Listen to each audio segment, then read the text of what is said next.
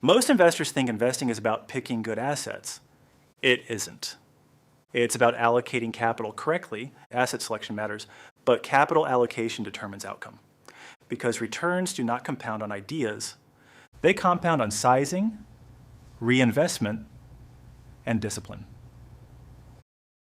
1. The difference between being right and being scaled.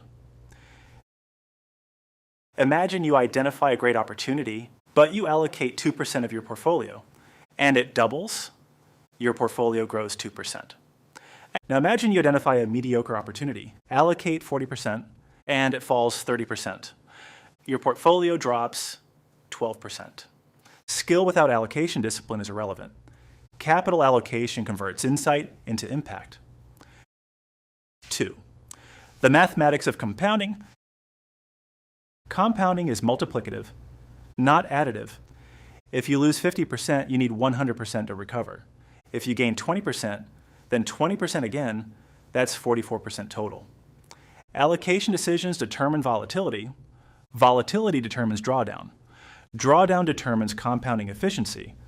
Capital allocation is volatility management. 3. Kelly criterion and optimal growth. The Kelly formula defines optimal bet sizing under known probability and payoff. Fraction equals open parenthesis BP minus Q close parenthesis over B, where B equals payoff multiple. P equals probability. Q equals probability of loss. Full Kelly maximizes growth rate, but also maximizes volatility.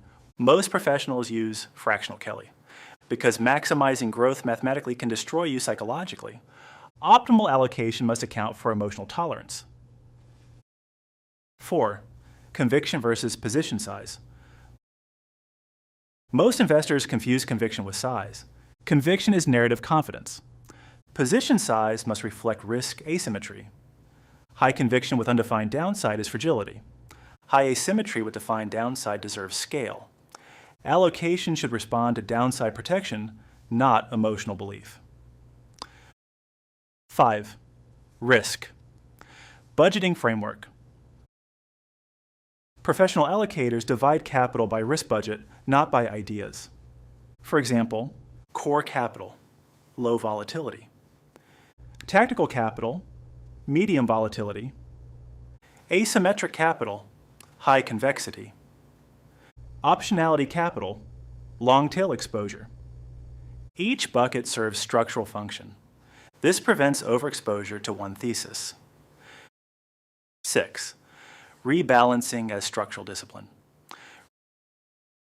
Rebalancing is underappreciated capital allocation.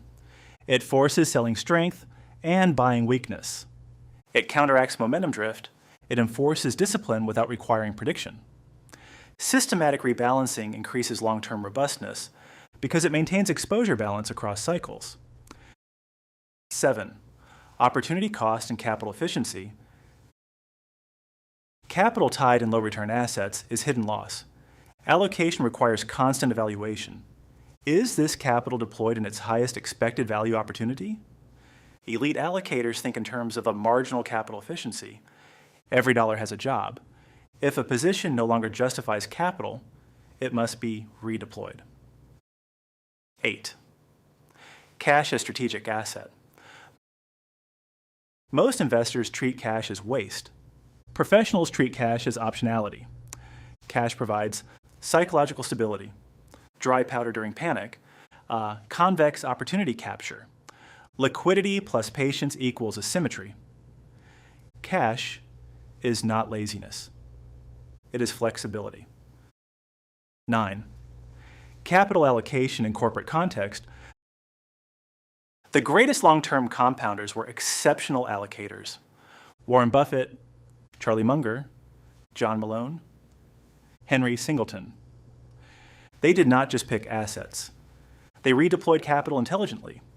Buybacks at undervaluation, acquisitions at asymmetric prices, debt management, spin-offs. Capital allocation drives enterprise value. Decimo, regime-sensitive allocation. Allocation must adapt to regime. Low rate environment favors duration. High inflation favors real assets. Liquidity expansion favors growth. Liquidity contraction favors quality and balance sheet strength.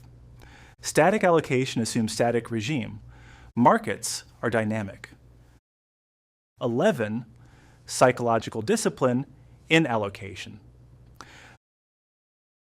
The hardest allocation decisions are reducing size in winners, cutting losers early, increasing size during fear. Allocation requires emotional independence. Without it, capital drifts toward comfort, not opportunity. 12. Concentration versus diversification. Concentration increases upside variance. Diversification reduces volatility. The balance depends on asymmetry. If downside is capped and upside large, concentration is rational. If downside is open, diversification is protection. Allocation must reflect payoff structure. 13. The hidden risk of drift. Over time, winning positions grow. Portfolio becomes unintentionally concentrated. Risk profile changes.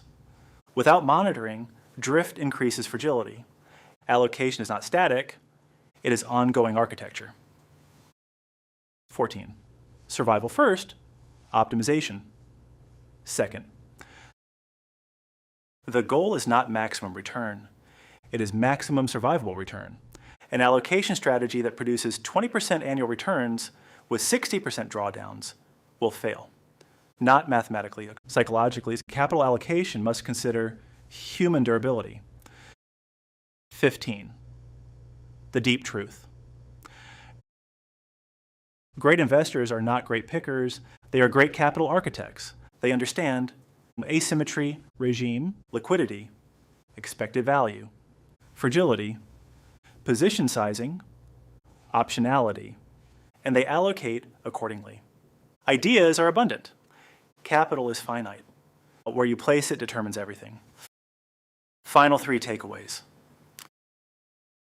First, capital allocation matters more than idea generation. Second, sizing should reflect downside structure, not conviction. Third, survival-adjusted compounding is the ultimate objective. Markets reward those who manage capital intelligently, not those who simply predict well.